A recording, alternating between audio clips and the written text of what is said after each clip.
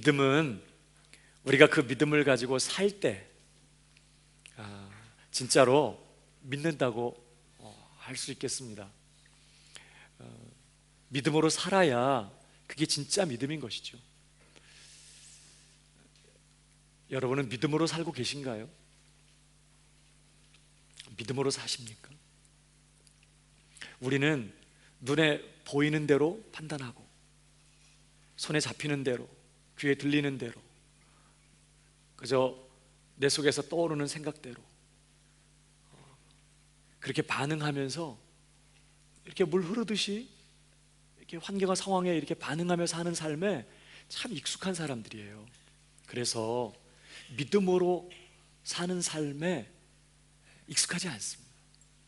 믿음으로 사는 삶은 마치 아브라함이 가나안 땅에 들어가서 새로운 이민 생활을 시작한 것처럼이나 것만큼이나 어색한 그런 일이에요, 우리에게는. 그러나 성경은 신자는 믿음으로 살아야 한다고 도전해요. 우리는 끊임없이 믿음으로 사는 게 무엇인지를 분명하게 알고 그 삶을 결정하고 그 삶을 살아가야 되는 거예요. 이제 전반기가 이번 달 마지막이에요, 그죠? 이제 다음 달부터는 또 새로운 후반기가 시작이 돼요. 이 시점에서 우리는 히브리서의 말씀을 통해서 정말 믿음으로 사는 삶이 어떤 삶인지를 함께 살펴보고 있습니다. 다시 한번 우리의 삶을 돌아보고 난 정말 신자답게 믿음으로 살고 있는가? 그저 교리적이고 입술의 고백뿐인 그런 믿음에 만족하면서 종교 생활하는 건 아닌가? 난 정말 믿음으로 사나? 우리 자신을 돌아보면서 그렇게 다시 한번 믿음으로 살기를 결정하고 또 우리의 삶을 하나님 앞에 또 세워가는 그런 기회가 됐으면 좋겠어요. 히브리서 기자는 우리에게 믿음이 무엇인지, 더 나아가서 믿음으로 사는 삶이 어떤 것인지를 구체적으로 설명하면서 오늘 우리에게 또 한 사람을 소개하고 있습니다. 그 사람이 바로 에녹이에요. 오늘 본문에 보면 에녹에 대해서 우리가 크게 두 가지 사실을 배우게 됩니다. 오늘 5절을 보실까요? 우선 첫 번째로 에녹은 죽음을 보지 않고 승천한 사람이었습니다. 5절에 보니까 믿음으로 에녹은 죽음을 보지 않고 옮기웠으니 하나님이 저를 옮기심으로 다시 보이지 아니하니라. 이 말은 하나님이 그를 그냥 산채로 하늘나라로 데려가셨다는 뜻이에요. 그는 휴거당했어요. 승천했습니다. 이런 일이 곧 예수님 재림하실 때 우리 성도들에게 있게 될 일이거든요. 예수님 재림하실 때 그때까지 살아있는 성도들은 호련히 변화되고 그리고 공중으로 끌어올려질 것이에요. 승천하게 될 것입니다. 근데 오늘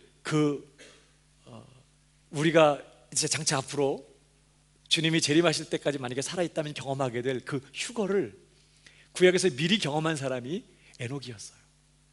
어느 날 그가 호련히 변화되어서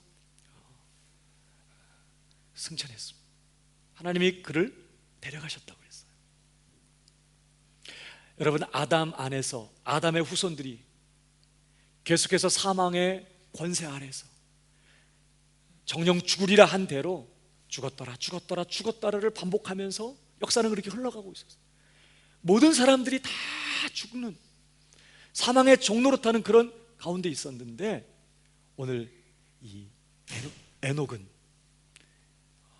죽음을 보지 않고 옮겨진 거예요. 사망 권세를 이기는 삶이었어요. 그는 생명 안에서 살다가 영원한 생명으로 들어간 사람이에요. 예수님 말씀하셨어요. 나는 부활이요 생명이니 나를 믿는 자는 죽어도 살고 살아서 나를 믿는 자는 영원히 죽지 아니하리라. 그러니까 이 에녹은요, 신약식으로 표현하면 생명 되신 예수 그리스도 안에 있는 신자의 그런 모형이라고 할 수 있어요. 이미 생명을 가지고 사망의 종로로 타는 자리가 아닌 생명 안에서 생명의 삶을 살다가 영원한 생명으로 들어간 사람, 참 신자의 모형이죠. 에녹이었어요. 그는 죽음을 보지 않고 승천했습니다. 또 한 가지는요, 계속 볼까요? 뭐라고 되어 있습니까? 저는 옮기우기 전에 하나님을 기쁘시게 하는 자라 하는 증거를 받았느니라. 두 번째는 에녹은 하나님을 기쁘시게 하는 자라는 특별한 증거를 받은 사람.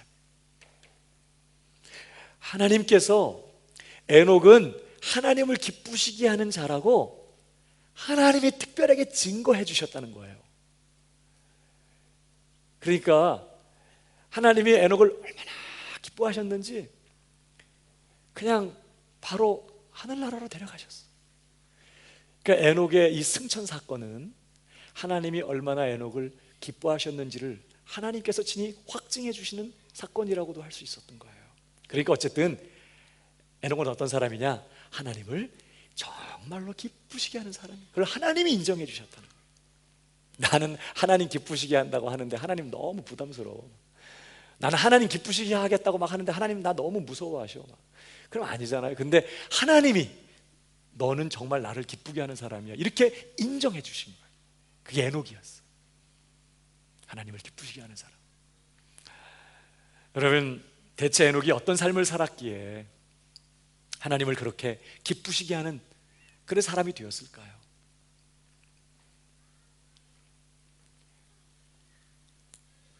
믿음이었습니다. 오늘 본문이 어떻게 시작돼요? 믿음으로 에녹은 오직 믿음으로 살았어요. 그리고 그렇게 하나님 앞에서 믿음으로 산 그 에녹의 삶을 하나님은 너무 귀하게 여기시고 기뻐하셨다는 거예요. 여러분, 그래서 오늘 6절도 계속 보실까요? 6절 같이 읽어보겠습니다. 시작. 기쁘시게 못하나니 하나님께 나아가는 자는 반드시 그가 계신 것과 또한 그가 자기를 찾는 자들에게 상 주시는 이심을 믿어야 할지. 믿음이 없이는 기쁘시게 못한다. 그러니까 에녹이 하나님을 기쁘시게 할 수 있었던 비결은 그가 오직 믿음 하나 붙들고 믿음으로 산 사람이었다는 거예요. 그리고 그렇게 믿음으로 산 에녹을 하나님이 그렇게 기뻐하셨다는 거예요. 그러니까 이 에녹의 삶을 통해서 하나님은 정말 하나님을 기쁘시게 하는 삶이 무엇인지를 우리에게 분명하게 증거하고 계십니다. 하나님을 기쁘시게 하는 그런 성도가 되기를 원하십니까? 그렇다면 여러분, 믿음으로 사시기를 축복합니다. 믿음으로 사셔야 돼요. 옆 사람에게 한 번 더 격려하시기 바랍니다. 믿음으로 삽시다. 중요한 것은요, 그가 대체 믿음으로 살았는데, 그래서 하나님 기쁘시게 했는데, 그가 대체 믿음으로 어떤 삶을 살았냐 하는 거예요. 믿음으로 사는 건 이제 알겠는데 대체 그가 믿음으로 어떤 삶을 살았길래 하나님이 그토록 에녹을 기뻐하셨을까 하는 것입니다. 우리는 그 해답을요, 창세기에서 확인하게 돼요. 에녹에 대한 기록은 많지 않습니다. 불과 성경에 몇 구절밖에 없어요. 오늘 히브리서에 한 구절 있고요, 유다서에 두 구절 있고요, 그 다음에 창세기에 네 구절인가요? 그렇게 있어요. 그러니까 에녹의 기록이 많지 않아요. 근데 에녹에 대한 창세기의 기록을 통해서 우리는 에녹이 어떤 삶을 살았는지, 왜 하나님이 그를 기뻐하셨는지 우리가 확인하게 됩니다. 특별히 창세기 5장에 보면 아담 후손의 족보가 기록되어 있습니다. 거기에 에녹이 나오는데, 여러분, 아담에게 아들이 몇 있죠? 아들이 몇 명? 3명이에요. 첫 아들 가인, 둘째 아벨. 근데 아벨 죽었어요. 셋째가 셋. 네. 아벨 대신 새로운 아들을 주셨어요. 그래서 가인, 아벨, 셋인데 창세기 5장의 족보는 이 세 번째 아들인 셋 후손들의 족보예요. 근데요, 자, 우선 성경을 좀 더 볼까요? 창세기 4장 25절 이하를 보세요. 아담이 다시 아내와 동침하매 그가 아들을 낳아 그 이름을 셋이라 하였으니 이는 하나님이 내게 가인이 죽인 아벨 대신에 다른 씨를 주셨다 함이며, 셋도 아들을 낳고 그 이름을 에노스라 하였으며 그때에 사람들이 비로소 여호와의 이름을 불렀더라.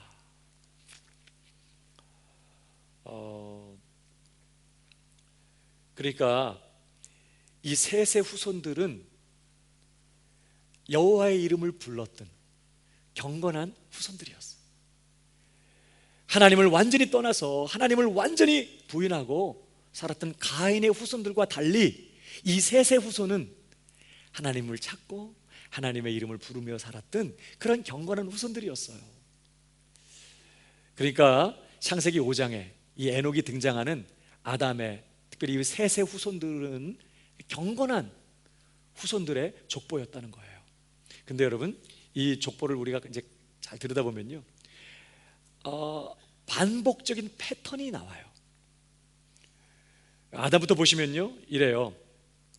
우선 제 4절부터 인용했는데 3절부터 보면 아담이 몇 살에 셋을 낳았고, 이제 이런 말이 나오고, 그 다음에 아담이 셋을 낳은 후 800년을 지내며 자녀를 낳았으며 그가 930세를 향수하고 죽었더라. 이게 이제 보통 패턴인데, 그 다음 똑같아요. 셋은 105세에 에노스를 낳았고, 에노스를 낳은 후 807년을 지내며 자녀를 낳았으며 그가 912세를 향수하고 죽었더라. 계속 똑같은 패턴이 그 다음에도 계속 이어져요. 아무개는 몇 세 누구를 낳고, 누구를 낳은 후 몇 년을 지내며 자녀를 낳았으며 그가 몇 년을 향수하고 죽었더라. 이게 이 족보를 구성하는 반복적인 패턴입니다. 다시요. 아무개는 몇 세 누구를 낳고, 누구를 낳은 후 몇 년을 지내며 자녀를 낳았으며 그가 몇 살을 향수하고 죽었더라. 계속 이렇게 이어져요. 근데요, 이 반복적인 패턴을 깨뜨리는 한 사람이 나와요. 그게 에녹이에요. 에녹을 보실까요? 어떻게 깨지는지 보십시오. 자, 에녹은 65세 무두셀라를 낳았고, 이건 똑같아. 그 다음 무두셀라를 낳은 후 300년을 원래는 뭐였죠? 지내며예요. 근데 여기 그 지내며가 없어요. 대신 뭐가 있어요? 하나님과 동행하며 자녀를 낳아요. 우선 이게 달라요. 그 다음에 또 다른 게 그 다음 줄. 그가 365세를 원래는 뭐였죠? 향수하고 죽었더란데 여긴 죽었단 말이 없어. 향수하였더라. 늘 반복되던 패턴이 여기서 딱 깨져버려요.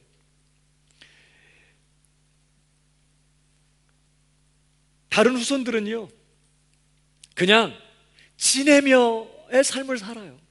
그냥 지내며 800살, 900살을 그렇게 수백 년을 살지만 그냥 지내며 자녀를 낳았으며 그리고는 죽었더라, 죽었더라, 죽었더라예요. 근데 에녹은요, 다른 사람들에 비하면 그는 아주 짧은 생애를 살아요. 800살, 900살을 살 때 365살을 살았으니까 단명한 거예요.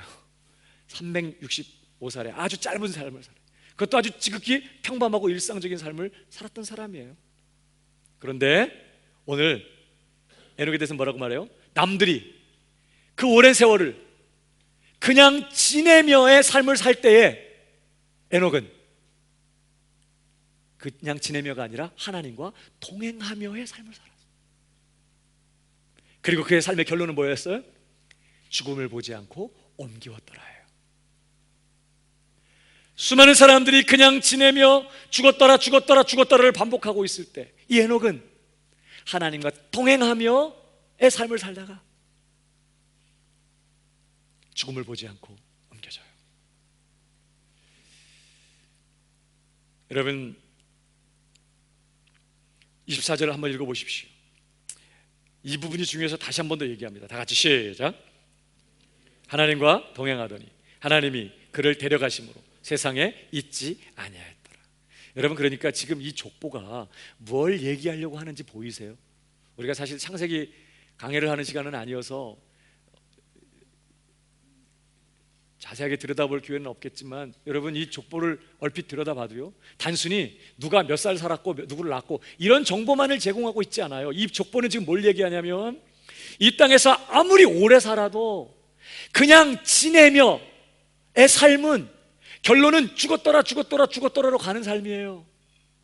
아무리 오래 살아도 수백 년, 800년, 900년을 살아도 그냥 지내며의 삶은 무슨 삶? 사망 권세 아래서 이미 죽은 자의 삶의 방식일 뿐이에요. 그러나 하나님과 동행하며의 삶은 비록 짧은 생을 살지만, 지극히 평범한 삶을 살지만, 하나님과 동행하며의 삶은 죽음을 보지 않고 옮겨지는, 다시 말하면 생명 안에서 이미 이 땅에서 영생을 살고 천국을 사는 그런 삶인 것을 지금 말하는 거예요. 여러분, 창세기 5장의 이 족보가 하나님의 이름을 부르는 경건한 후손들의 족보라고 했습니다. 하나님의 이름을 부르는 사람들의 그런 족보예요. 근데 대다수의 사람이 어떻게 살았다고요? 그냥 지내며 그리고는 죽었더라의 삶을 살았어. 그러니까 하나님의 이름을 부르는 그런 경건한 사람, 그런 경건한 후손들 중에도 그냥 지내며의 삶을 사는 자들이 있었다는 거고, 그러나 아주 소수이긴 하지만, 한 사람이었긴 했지만, 그냥 지내며의 삶이 아니라 하나님과 동행하며의 삶을 살았던 그런 사람이 있었다는 거예요. 그리고 그는 죽음을 보지 않고 옮겨졌어요. 여러분 어때요? 우리 이 시간 함께 모여서 다 같이 하나님을 예배하고 하나님을 부르고 하나님 예배하는 이 자리에 있어요. 난 어떤 사람이죠? 그냥 지내며의 삶을 사는 사람입니까? 아니면 하나님과 동행하며의 삶을 사는 사람이에요?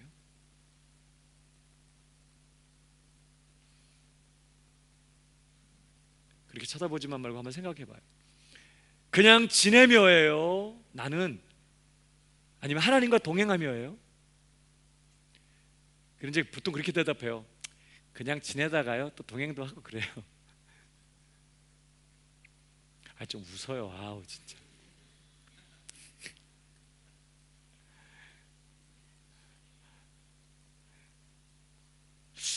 일주일 산 거 보면 그냥 지내다가 또 주일날 이렇게 와서 또 예배 드리는 거 보면 또 하나님과 동행하는 것 같기도 하고, 그냥 지내다가 또 하나님과 동행도 하다가 그런 것 같습니다. 사실 이게 우리 문제입니다. 우리가 늘 이런 어중간한 자리에서 자기를 확인하기 때문에 그냥 적당히 또 넘어가요.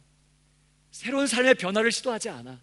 우리 문제, 우리 정확하게 자신을 점검해 봐요. 나는 그냥 지내며인가 아니면 하나님과 동행하며인가? 정확하게 지금 생각해 봐야 돼요. 여러분, 창세기서를 오늘 이 본문의 족보를 가만 들여다보면요, 에녹이 처음부터 하나님과 동행하며의 삶을 산 것은 아니라는 걸 보게 됩니다. 그도 그냥 지내며의 삶을 살던 때가 있었어. 그러던 그가 언제부터 하나님과 동행하기를 시작했대요? 오늘 여기 본문을 보면 65세 무두셀라를 낳고 그때부터 그는 그냥 지내며의 삶을 청산해요. 그리고 하나님과 동행하며의 삶을 시작해요.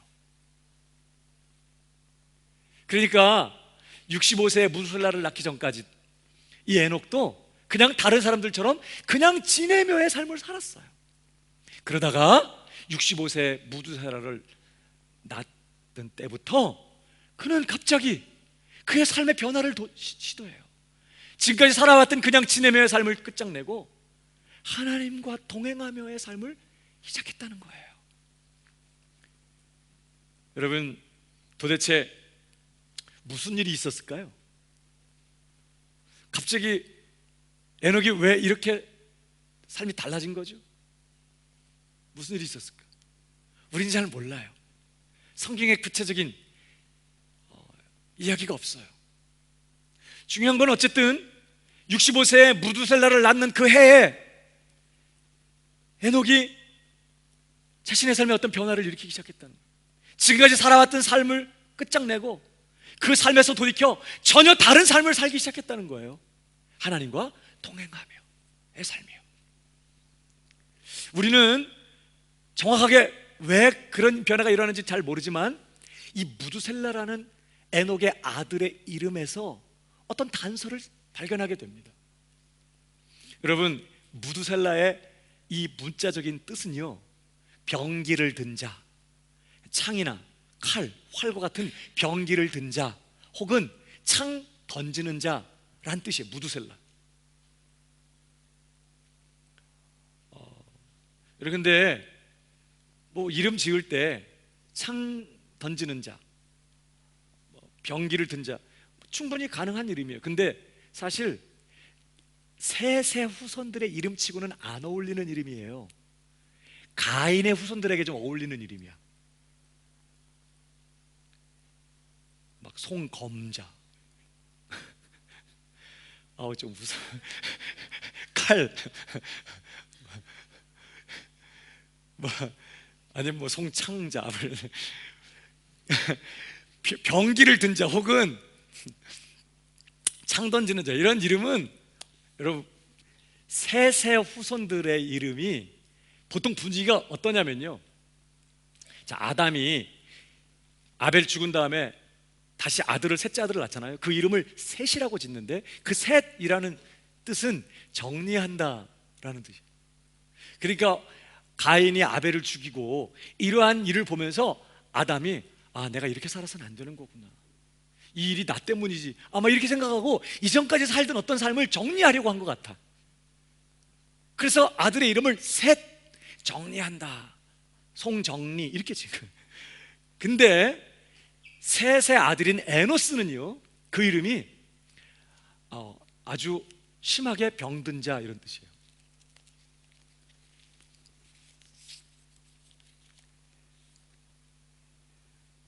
병들어 고통하는 그런 뜻입니다. 여러분, 이름을 송병자 이렇게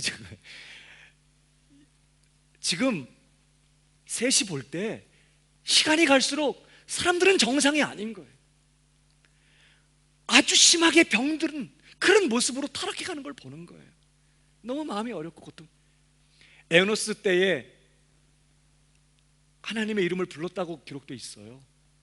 어쩌면 정말 육체적으로 병들어서 그랬을 수도 있고, 정말 극악하게 타락해가는 때 하나님께 소망을 두고 하나님을 찾은 것 같아요. 어쨌든 에노스의 이름은 병들어 고통하는 막 그런 뜻이에요. 뿐만 아니라 그 아들인 게난, 정확한 뜻을 몰라요. 여러 학자들이 추측을 해요. 그 중에 하나가 소유자라는 뜻이에요. 소유자, 하나님이 소유한 사람 혹은 하나님을 소유한 사람 이런 뜻인 것 같아요. 게난. 그 다음에 그 아들인 마할랄렐, 하나님께 찬양한다 이런 뜻이. 하나님께 찬송한다. 그 아들 이름은 야렛, 밑으로 행한다. 아주 기는 거지 뭐, 겸손하게 아래에서 행한다. 에녹, 전수자, 전도자, 선생 그런 뜻이에요. 그러니까 이름의 분위기들이 다 어떠냐, 굉장히 좀 경건하고 뭔가 하나님 의존적이고 좀 그래요. 근데 갑자기 에녹이 자기 아들을 낳고 이름을 뭐라고 졌다고? 병기든 자, 창 던지는 자 이렇게 지었다는 거예요. 그러니까 분위기가 좀 안 맞는 거예요. 지금 무슨 일이 있었길래 자기 아들 이름을 낳고 창 던지는 자, 뭐 이렇게 좀 살벌한 이름을 지을까요? 우리는 유다서의 에녹에 대한 또 하나의 기록을 보면서 어떤 감을 잡아요. 여러분, 유다서에 보면요, 이런 말씀이 있습니다. 1장 14절을 보실까요? 거기 보면 아담의 7세 손 에녹이 사람들에게 대하여도 예언하여 이르되, 보라, 주께서 그 수만의 거룩한 자와 함께 임하셨나니. 에녹이 어떤 계기에 하나님을 찾은 것 같아요. 어떤 어려움이 있었는지, 아이를 낳지 못하는 상황이었는지, 하여튼 하나님을 간절히 찾고 하나님을 구하다가 하나님을 만났는데, 어떤 하나님이냐? 영광의 하나님, 거룩하신 하나님이 수많은 거룩한 자들과 함께 임하시는 거예요. 근데 그 하나님 어떤 하나님이냐? 보세요. 이는 무사람을 심판하사 모든 경건치 않은 자의 경건치 않게 행한 모든 경건치 않은 일과 또 경건치 않은 죄인의 주께 거스려 한 모든 강팍한 말을 인하여 저희를 정죄하려 하심이라 하였느니라. 에녹이 그의 남은 일평생 전도자로 살았다는 뜻인데 뭐라고 지금 했다고요? 그가 하나님께서 수많은 거룩한 자와 함께 임하시는 걸 봤어요. 어떤 특별한 영적 체험을 한 거죠. 근데 어떤 하나님이었냐? 회개치 아니하는, 돌이키지 아니하는 불경건한 자들을 심판하기 위하여 심판을 준비하시는 그런 두려우신 하나님을 그가 만나는 어떤 체험이 있었어요. 여러분, 시편에요 이런 말씀이 있습니다. 7편 11절 보시면, 하나님은 의로우신 재판장이시며 매일 분노하시는 하나님이시로다. 사람이 회개치 아니하면 저가 그 칼을 가르시며 그 화를 이미 당기어 예비하셨도다. 죽일 기기를 또한 예비하시며 그 만든 살은 화전이로다. 하나님, 어떤 하나님이라고 말해요? 회개치 않는 자를 심판하기 위하여 칼을 갈고 계시는, 손에 칼을 들고 그 심판을 하기 전에 칼을 갈고 있다는 거예요. 얼마나 두려운 표현입니까? 한 손에는 활을 잡고 회개치 않는 죄인의 심장을 꿰뚫기 위하여 활을 잡고 계시는 하나님, 많은 살육기계들을 예비해 놓으시고 회개치 않는 죄인들을 심판하려고 준비하시는 하나님이라고 지금 얘기해요. 그러니까 여러분, 에녹이 이런 하나님을 만난 거예요. 하나님을 만났는데 수많은 거룩한 자와 함께 하나님이 임하시는 걸 보았는데, 그 하나님은 손에 무서운 병기를 잡으시고 칼과 창으로 무장하시고 경건치 않은 자들의 모든 경건치 않은 일과 그 경건치 않은 말, 그들의 죄악된 삶을 심판하기 위하여 심판을 준비하시는 그런 두려우신 하나님을 본 거예요. 이것이 그게 너무 큰 충격이었어. 그래서 자기가 낳은 아들의 이름을 병기든 자, 창 던지는 자라고 짓는 것입니다. 그리고 그의 남은 삶, 무두셀라가 태어나고 그때부터 이어지는 에녹의 삶은요,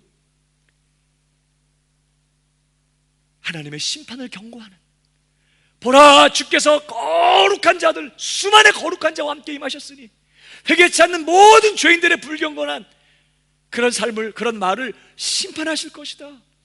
그러므로 그렇게 살아서는 안 돼. 그런 삶에서 돌이켜야 돼. 그런 예언자, 전도자의 삶을 살았다고 지금 유다서가 얘기하는 거예요.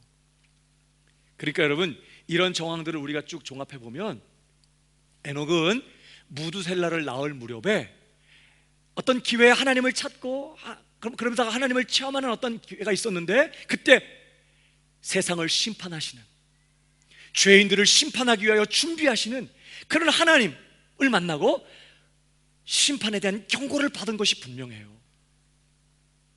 그래서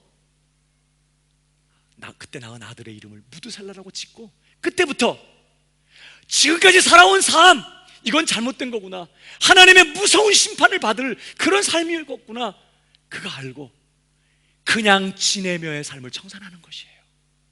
그리고 이제부터는 하나님과 동행하는 삶을 시작하는 것입니다. 여러분 아세요? 노아 홍수가 언제 일어나는지 아십니까? 노아 홍수가 언제 일어나는지 아세요? 무두셀라가 죽던 해에 노아 홍수가 터져요. 그러니까 뭘 얘기하죠? 하나님께서 에녹을 통해서, 그 다음에 그 에녹의 아들 무두셀라를 통해서 하나님은 계속해서 회개를 촉구하시면서 불경건한 자들이 죄를 회개하고 다시 돌이키기를, 하나님의 심판을 피하기를 경고하시면서 계속해서 에녹의 그 전도와 무두셀라를 통해서 심판을 경고하시면서 죄인들을 기다리신 거예요. 여러분, 무두셀라가 가장 오래 살았다고 말해요. 969세 가장 오래 살았어요. 여러분, 저는 이 말씀 묵상하면서 정말 은혜가 되더라고요. 무두셀라가 왜 이렇게 오래 산지 아시겠어요? 하나님께서 그만큼 오래 기다리셨다는 뜻이에요. 이제 곧 심판이 임할 거야. 너희들 돌이켜야 돼. 지금 그 삶에서 돌이켜야 돼. 그렇지 않으면 다 망해. 기다리신 거예요. 그래서 무두셀라가 그렇게 오래 살아요. 그리고 그가 죽던 그 해에 노아 홍수가 터지는 것입니다. 그러니까 여러분, 뭘 얘기하죠? 그냥 지내며의 삶은 절대 괜찮지 않다는 거예요. 그냥 지내며의 삶은 800살, 900살을 살지만 그냥 지내며의 삶은 노아 홍수 심판을 받을 그러한 불경건한 사람들의 삶의 방식이라는 거예요. 여러분, 예수님께서 예수님의 재림에 대해서 얘기하시면서 인자의 재림의 때는 누구 때와 같을 거라고 그랬죠? 노아의 때와 같을 거라고 했어요. 그러면서 노아의 때 사람들이 어떻게 살았다고 그래요? 무슨 극악무도한 죄를 범하고 있었나요? 그때 노아 홍수 때 사람들이 홍수가 그들에게 임하기 전까지 그들은 어떻게 살았대요? 먹고 마시고 시집가고 장가가면서 그냥 지냈어요. 특별하게 딴 게 없었다니까. 그냥 먹고 배고프니까 먹고 마시고 아이 낳고 키우고 또 장가 보내고 손주 보고 그러면서 그냥 지낸 거예요. 하나님과 상관없이 말이죠. 그러다가 어느 날 갑자기 홍수가 그냥 그들을 덮쳤어요. 여러분, 왜 무두세라를 낳고 그가 그때부터 그냥 지내며의 삶을 청산할까요? 에녹이 절대 그 삶이 괜찮지 않다는 걸 깨달은 거예요. 심판하시는 하나님을 만나고 그냥 지내며의 삶은 이게 정말 잘못된 삶이구나. 하나님의 심판은 받을, 멸망받을 사람들의 삶이구나. 그래서 그는 그때부터 분명한 삶이 시작돼. 그냥 지내며의 삶을 청산하고 하나님과 동행하는 삶을 시작하는 거예요. 여러분, 오늘 꼭 기억해야 됩니다. 그냥 지내며의 삶 절대 괜찮지 않은 거예요. 그것은 예수님 경고하신 것처럼 주님 재림하시기 직전에 무서운 심판에 영원히 멸망받게 될 사람들의 삶의 방식일 뿐이라는 거예요. 그냥 지내며 노아의 때와 같이 똑같이. 나는 그냥 지내며예요? 아니면 하나님과 동행하며예요? 오늘 우리가 분명한 선을 그어야 돼. 에녹은 무드셀라가 출생하는 그때를 기점으로 해서 비포와 애프터가 분명했어. 이전까지는 그냥 지내며의 삶을 살았지만 이제부터 나는 이 삶을 살지 않을 거야. 이건 내가 살 삶이 아니야. 이렇게 딱 정리하고 그때부터는 부족했지만 하나님과 통행하는 삶을 시작해요. 아주 선이 분명해. 저는 여러분에게도 이런 새로운 시작이 있게 되기를 주님의 이름으로 축복합니다. 늘 그냥 지내며와 하나님과 동행하며의 사이를 왔다 갔다 하는 희색지대에 머물지 말고 그냥 지내며예요? 하나님과 동행하며예요? 저는 정말 그냥 지내며 살고 싶지 않아요. 그냥 지내며 절대 그리 안 갈 거예요. 난 절대 하나님과 동행하며의 삶을 살겠고 그리고 그 삶을 앞으로도 계속 살 거예요. 여러분, 분명한 결단과 분명한 선이 여러분에게 있어야 돼요. 저는 이 새로운 시작이 오늘 이 주일 이 예배가 되기를 주님의 이름으로 축복하는 것입니다. 여러분, 그가 어떻게 하나님과 동행하는 삶을 살았을까? 어떻게 하나님과 동행했을까요? 어떻게? 믿음으로입니다. 히브리서가 얘기하려고 하는 내용이 믿음으로 에녹은 하나님과 동행하면서 그래서 하나님을 그렇게 기쁘시게 하는 삶을 살다가 죽음을 보지 않고 하늘 나라로 옮겨졌다고 말하는 거예요. 그러니까 에녹이 뭐 특별한 어떤 체험을 날마다 하고 있던 게 아니라 단 한 번 그가 깊이 하나님이 어떤 분인지를 깨닫고 나서 그가 깊은 영적 진리를 발견하고 나서 하나님은 이런 분이구나 라는 사실을 깨닫고 나서 그는 그때부터 믿음으로 하나님과 동행하는 삶을 시작해요. 특별히 여러분, 그 에녹이 가졌던 그 믿음이 어떤 믿음인지 구체적으로 6절에 소개합니다. 자, 5절에서 믿음으로 에녹이 살았다는 얘기를 하고 6절 볼까요? 다 같이. 자, 에녹의 믿음이 어떤 믿음인지를 이렇게 소개합니다. 자, 시작. 기쁘시게 못하나니 하나님께 나아가는 자는 반드시 그가 계신 것과 또한 그가 자기를 찾는 자들에게 상 주시는 이심을 믿어야. 여러분, 에녹은요 하나님을 만난 다음에 하나님이 어떠한 분이신지를 깨달은 다음에 그가 알게 된 사실이 뭐예요? 하나님은 정말 계시구나. 하나님은 정말 살아계시구나. 내 눈에 보이는 게 다가 아니었구나.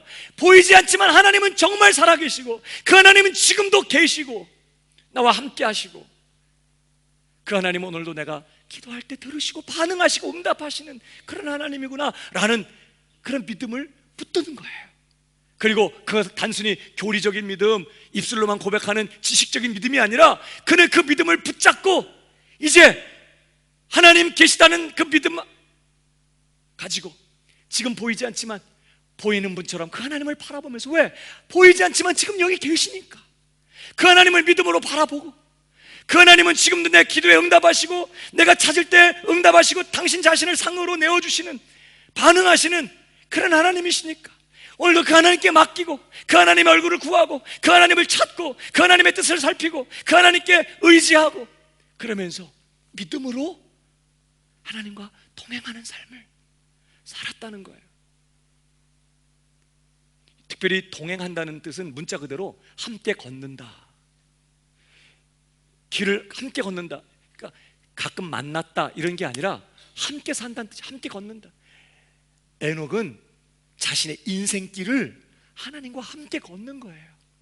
모든 숨쉬는 순간에 나와 함께 하시는 하나님 바라보고, 그 하나님 여기 계신 것을 믿고, 그 하나님 오늘 내가 찾을 때 응답하시는 하나님인 거 믿고, 그 하나님의 손을 붙들고 내 삶 전부를 그분에게 맡기고 그분 의지하고 그분에게 의논하고 그분의 뜻을 구하고, 그리고 그분의 손 붙잡고 그분과 함께 자신의 인생길을 걸어가는 거예요. 한순간 한순간 모든 일상의 삶을 말이죠. 특별히 아모스서 3장 3절에 보면요, 두 사람이 의합지 못하고야 어찌 동행하겠느냐 그런 말이 나와요. 두 사람이 동행하려면 뜻이 같아야 된다 그런 뜻이에요. 뜻이 같지 않으면 동행 못하죠. 두 사람이 동행하려면 뜻이 맞아야 돼. 근데 에녹이 하나님과 동행할 때 하나님과 내 뜻이 일치될 때는 너무 좋아, 같이 가면 돼. 근데 내 뜻과 하나님의 뜻이 상충될 때는 어떻게 하죠? 뜻을 맞춰야죠. 뭐가 기준일까요? 하나님의 뜻이 기준이지. 내 뜻을 포기하고 내 뜻을 내려놓고 내 뜻이 이루어지는 것보다 하나님의 뜻이 이루어지는 게 더 좋은 거 믿고 뜻을 하나님께로 맞추고 그 뜻에 굴복하면서 하나님의 손 붙들고 자신의 일상의 삶을 살아갔다는 뜻이, 그게 에녹이었어요. 어떻게? 믿음으로 하나님 바라보고 믿음으로 하나님 계신 거 믿고 그 하나님 지금도 내 기도 응답하시는 거 믿고 그 하나님을 찾고 그 하나님의 뜻을 구하고 그 하나님의 뜻 앞에 자신의 뜻을 꺾고 하나님의 손을 붙들고 하나님의 은혜와 도우심을 구하며 한 걸음 한 걸음 하나님과 자신의 인생의 모든 여정을 함께한 사람. 가끔 한 번씩 만나고 예배 드릴 때 가끔 하나님 면회하는 신앙이 아니라 매일 일상의 삶을 하나님과 함께 살았던 사람, 믿음으로 말이죠. 그게 에녹이었어요. 그리고 하나님은 에녹이 무슨 특별한 업적이나 뭐 그가 특별하게 뭘 했다든지 뭐 이런 거 없어요. 그가 한 일은 자녀 낳는 일이 전부였어. 한 가정의 아버지로서, 남편으로서 애 낳고 키운 게 그가 한 전부예요. 그러나 그는 그 자녀를 낳는 그 일을 하나님과 동행하면서, 남들은 그냥 지내며 자녀 낳지만 이는 하나님과 동행하면서 그 자녀를 낳고 자신의 일상의 삶을 하나님의 손 붙들고 간 거예요. 하나님은 그런 에녹을 너무나 기뻐하셨다고 말합니다. 그리고 그 증거로 에녹은 승천했다고 얘기합니다. 여러분, 하나님이 딴 거 원하는 게 아니더라고. 뭐 딴 거 뭐 엄청난 거 뭘 하고 뭐 대단한 뭔가를 이루고 그래야 하나님 기뻐하는 게 아니더라고요. 하나님이 원하는 건 그냥 우리가 오늘 함께 하시는 하나님, 자기를 찾는 자들에게 상 주시는 그런 하나님이신 거 믿고 그 하나님 앞에서 그 하나님 모시고 그 하나님 바라보고 그 하나님께 묻고 그 하나님을 찾고 그 하나님 손 붙들고 오늘 일상의 삶을 그 하나님의 뜻에 굴복하며 그 하나님과 함께 동행하는 삶, 이걸 하나님이 그렇게 기뻐하신다는 것을 에녹을 통해 우리에게 보여줘요. 에녹은 믿음으로 그렇게 일상의 삶을 하나님과 동행했어요. 많은 분들이 신앙생활을 교회 생활로 축소시켰어요. 그래서 신앙생활 잘한다 그러면 교회 열심히 가는 거예요. 교회 예배 잘 참석하고 예배 시간에 말씀 잘 배우고 은혜 받고 함께 모여서 기도하고 또 교회에서 여러 가지 봉사 열심히 하고 어디가 교회가 또 교회가 열심히 교회 가고 교회 생활 열심히 하는 것을 신앙생활의 전부인 걸로 생각해요. 그런데 여러분, 절대 그렇지 않아요. 엄밀하게 말하면 이 교회 생활은 신앙생활의 극히 일부분일 뿐이에요. 또 한편으로 우리의 신앙생활을 제대로 힘있게 하기 위해서 힘을 얻고 은혜를 받고 능력을 공급받는 그런 시간인 거예요, 교회 생활. 그러니까 교회에서 우리가 모여갖고 하나님 앞에서 예배드리고 서로 교제하고 봉사하고 말씀 배우고 기도하고 뭐 이러면서 우리는 힘을 얻고 은혜 받고 용기를 얻고, 그리고 그때 그 받은 은혜와 용기를, 힘을 가지고 어디로 가는 거예요? 우리의 일상의 삶으로 돌아가는 거예요. 거기에서 예배 시간에 하나님 앞에서 하나님 앞 바라보면서 하나님 앞에서 가졌던 그 하나님 경외하는 마음, 그 예배하는 마음, 하나님 신뢰하는 그 마음, 그 예배 시간에 가졌던 그 감각 그대로 가지고 세상에 가서 내 일상의 삶을, 가정에서, 학교에서, 직장에서 하나님과 동행하는 삶을 사는 거예요. 그게 신앙생활이에요. 그게 빠져버리면 종교생활에 불과하고 아주 무서운 바리새인의 삶이 우리에게 와요. 그냥 모여서 교회 와서는 굉장히 경건해, 막 하나님 바라보고 하나님 앞에 있는 것 같아, 막 하나님 너무 사랑하는 것 같지 말이야. 그러나 예배 마치고 교회만 떠나면 세상에서는 그냥 지내는 거예요. 세상 사람들처럼 똑같이 환경에 반응하고 눈에 보이는 대로 판단하고 생각 떠오르는 대로 말하고 전혀 하나님 없는 안 섬기는 사람들과 똑같이 하나님 잊어버리고 하나님 없이 그냥 지내는 거죠. 교회 와서만 하나님 바라보고, 그거는 진짜 신앙생활이 아닌 거예요. 그건 병든, 아주 잘못된 이상한 신앙. 왜 그래요? 하나님은 예배할 때 여기만 계신 게 아니거든요. 물고기가 물속에서 태어나서 평생을 물속에 살다가 물속에서 죽는 것처럼 우리는 하나님의 임재를 떠날 수 없다고 했어요. 여기 있을 때나 이렇게 형식을 갖추어서 예배를 드리고 우리의 마음을 하나님 앞에 고백하는 시간이나 예배를 마치고 가정으로, 직장으로, 일터로 간 시간이나 우리는 똑같이 그 귀하신 하나님 앞에 있어요.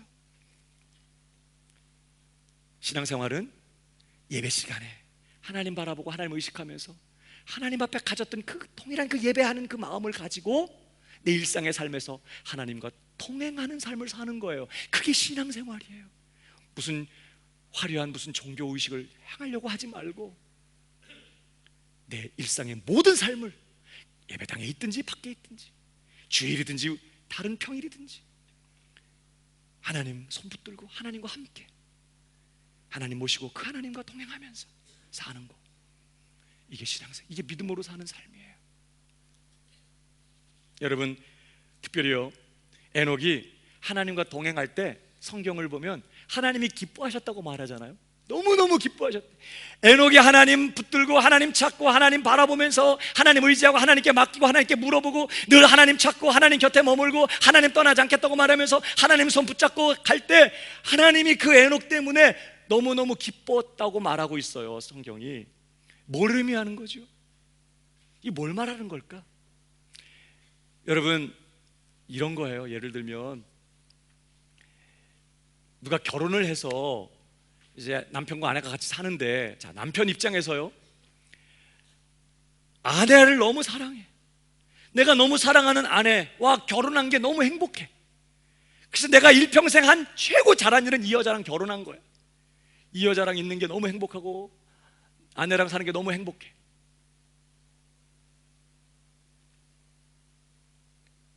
너무 기쁘고. 근데 정작 내가 사랑하는 내 아내는 나랑 결혼한 거를 불행하게 생각해. 전혀 나랑 사는 게 기쁘지 않아.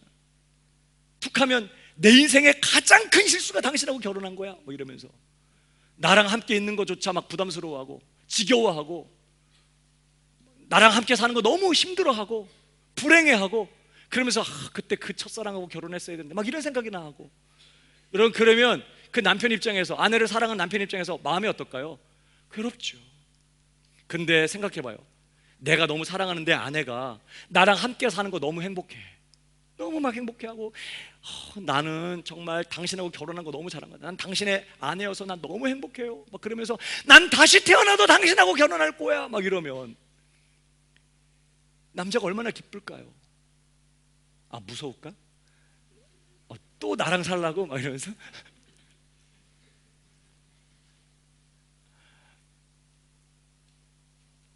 여러분, 에녹이 하나님과 함께 살면서 하나님과 손 붙들고 하나님과 동행할 때에 하나님이 너무 기뻤대. 뭘 말하죠? 두 가지. 하나는 하나님 에녹 사랑하셨다는 뜻이고, 하나는 에녹이 하나님 때문에 행복한 삶을 살았다는 걸 말해요. 하나님 너무 좋은 거예요. 에녹이 힘든 일이 있었지만 하나님이 내 하나님이신 것 때문에, 그가 오늘도 나와 함께 하시는 것 때문에, 그가 오늘도 하나님을 찾을 때 응답하시는 하나님이신 것 때문에, 하나님이 내 편에 계시고 내 기도에 응답하시고 나를 붙드시고 나를 인도하시고 오늘도 변함없이 나를 사랑하시며 나와 함께 하시는 내 하나님이신 것 때문에 에녹이 너무 행복한 거예요. 다른 거 없고 힘든 상황이지만 하나님, 내 하나님이어서 행복하고, 하나님 때문에 감사해야 하고, 막 하나님 때문에 괜찮고, 하나님 때문에 두려움 없이, 하나님이 내 하나님인 것 때문에 막 당당하게 세상 살고, 하나님 때문에 행복한 삶을 사는 거예요. 그런 모습을 보시는 하나님이 얼마나 행복했겠어요. 그러니까 지금 뭘 얘기하는 거냐고 하냐면, 하나님과 동행하는 삶의 내용은 뭐냐? 무슨 율법적인 어떤 의식을 치르고 뭘 하고 먹고 안 먹고 나를 지키고 안 지키고 이런 게 아니라, 하나님과 동행하는 삶의 핵심은 뭐냐면 하나님 때문에 행복한 거예요. 내 일상의 삶을 살고, 사실은 늘 어려움도 있고 힘든 상황도 있지만, 그러나 여전히 하나님은 나와 함께 계셔. 하나님 오늘 날 사랑하셔. 그 하나님 내 오늘 기도 들으셔. 이 모든 감격의 선을 이루셔. 그 하나님 나를 떠나지 않으셔. 그 하나님 신실하신 분이야. 그 하나님 선하신 하나님이야. 그래서 나 괜찮아. 나 너무 행복해. 나 너무 감사해. 그 하나님 때문에 행복한 거예요. 그래, 행복하게, 하나님 때문에 행복하게 어려움이 있어도 일상의 삶을 사는 거, 이게 하나님과 동행하는 삶의 핵심이에요. 에녹이 그렇게 살았다는 뜻이에요. 그러고 보면 여러분, 하나님 때문에 행복한 게요, 예배의 핵심이기도 해요. 여러분, 우리 하박국서 읽어봐요. 다 같이 읽어볼까요? 우리 잘 아는 말씀이니까. 3장 17절 시작. 포도나무에 열매가 없으며 감람나무에 소출이 없으며 밭에 식물이 없으며 우리의 외양간이 없으며 소가 없을지 나는 여호와를 인하여 즐거워하며 나의 구원의 하나님을 인하여 기뻐하리라. 지금 시간이 막 가고 있다는 게 느껴져서 마음이 급한데, 지금 한마디로 어떤 상황? 아무것도 되는 일이 없는 상황이에요. 근데 하박국이 뭐라고 말해요? 나 너무나 힘들고 되는 일이 없고 계획한 일 안 되고 정말 남은 게 없는 정말 힘든 상황이지만, 그러나 내 구원의 하나님을 인하여 기뻐하고 즐거워하겠습니다. 여러분, 이게 예배의 핵심이거든요. 예배가 뭐냐? 예배는 순서에 맞춰서 일어났다 앉았다, 노래 불렀다, 뭘 했다, 앉아서 설교 듣고 헌금 내고, 여러분 이게 예배가 아니에요. 이건 우리의 예배를 표현하는 어떤 외적인 행동이고, 예배의 중심은 뭐냐? 하나님 때문에 행복한 거예요. 하나님 그분을 기뻐하고, 비록 나는 힘들고 어려운 상황 가운데 있지만 하나님이 내 구원의 하나님이어서, 그 하나님이 나를 사랑하시는 내 하나님이어서, 그 하나님이 오늘 나와 함께 하시는, 내 기도를 들으시고 응답하시는, 내 인생을 붙드시고 그분의 선하신 뜻 가운데 내 인생을 인도하시는 나의 선한 목자 되신 하나님이어서 괜찮고 감사하고, 그 하나님 때문에 기쁘고, 그 하나님 때문에 안심이 되고, 그 하나님 때문에 두렵지 않고, 그 하나님 때문에 행복한 거, 그게 예배의 핵심이에요. 그것을 우리는 찬양으로 표현하고, 무슨 신앙 고백으로 표현하고, 앉았다 일어났다 하는 걸로 표현하고 하는 거예요. 그게 중심이 빠져버리면 그냥 종교 노름하는 거죠. 예배는 하나님을 즐거워하고 하나님을 기뻐하는 거거든요. 그러니까 보세요, 예배의 중심하고 하나님과 동행하는 삶의 중심이 똑같아. 예배의 중심도 하나님을 기뻐하고 하나님 때문에 행복한 것이고, 하나님과 동행하는 삶도 하나님을 기뻐하면서 하나님 때문에 행복한 거예요. 물론 표현하는 방식이 달라요. 예배 시간에 우리가 이렇게 형식도 갖추고 의식도 갖추고 이렇게 해요. 그러나 일상의 삶은 그렇게 예배 시간처럼 뭔가를 표현하거나 그러진 않아. 그냥 먹고 마시고 일하고 해요. 그러나 중심은 똑같아. 하나님 때문에 행복한 거예요. 그러니까 여러분, 다시요, 하나님과 동행하는 삶은 하나님을 예배하는 삶이라고 표현해도 과언이 아니에요. 왜 그렇죠? 왜 예배하는 거하고 하나님과 동행하는 삶이 이게 분리되지 않을까? 예배하는 이 시간이나 일상의 삶을 사는 시간이나 우리는 모두 하나님 앞에 있기 때문인 것이에요. 우리는 하나님 앞에 있으니까 그 하나님 때문에 감사한 거지 뭐. 그 하나님 때문에 행복한 거지 뭐. 하나님 행복해요, 밥 먹고. 하나님 나 정말 행복해요, 공부하고. 하나님 정말 내 하나님이어서 너무 감사하고, 그래서 어려움이 있지만 두려워하지 않고, 어려움이 있지만 하나님께 맡기고, 나 너무 못 견딜 것 같지만 그래도 하나님 도와주실 거 믿고 또 도전해보고, 그리고 그렇게 살다가 또 그 하나님 앞에서 이제는 좀 더 형식을 갖추어서 정말 내가 얼마나 하나님 사랑하고 있는지를 또 이렇게 노래로 표현해보고. 여러분, 예배와 삶은 절대 분리되지 않습니다. 왜? 우리는 똑같이 하나님 앞에 살아왔거든요. 그리고 앞으로 계속해서 하나님 앞에 있고.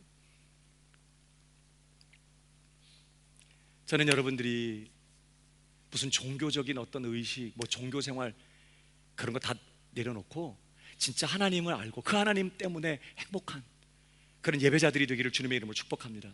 그리고 그렇게 사시는 거예요. 예배 시간에는 그 하나님 때문에 감사한 마음 표현하고, 하나님 때문에 기쁜 마음 표현하고, 또 하나님 너무 사랑하니까 하나님 내 뜻보다 하나님 뜻 이루어지는 게 되었으면 좋겠어요. 하나님 좋게 되기를 바라서 또 기도하고, 또 그 마음 그대로 가지고 일상의 삶에 들어가서 먹고 마시면서 그 하나님 때문에 행복한 삶을 살고. 그게 에녹의 삶이었고, 그게 믿음으로 사는 삶의 중심이라고 말하는 것이에요. 하나님 때문에 행복한 삶, 하나님 때문에 행복한 예배자.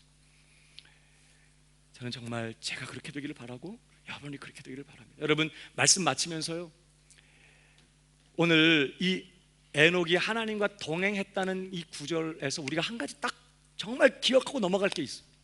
여러분, 오늘 족보에 5장 22절을 한 번 더 보세요. 한번 읽어보십시다. 다시 한 번 더 시작. 300년을 하나님과 동행하며 자녀를 낳아. 여러분, 보이세요? 뭐가 보여요? 무두셀라를 낳은 300년을 하나님과 동행하며 자녀를 낳아요. 뭐가 아니죠? 300년을 자녀를 낳으며 하나님과 동행한 게 아니야. 하나님과 동행하는 일이 자녀를 낳는 일 앞에 있어요. 뭘 말하죠? 여러분, 한 가정의 가장으로서 아이 낳고 키우고 그 아이들을 위해서 발태나가 일하고, 사실 이게 얼마나 중요한 일이에요. 그런데 오늘 에녹은 그 자녀를 낳고 키우는 그 일 앞에다가 하나님과 동행하는 일을 두었다는 거예요.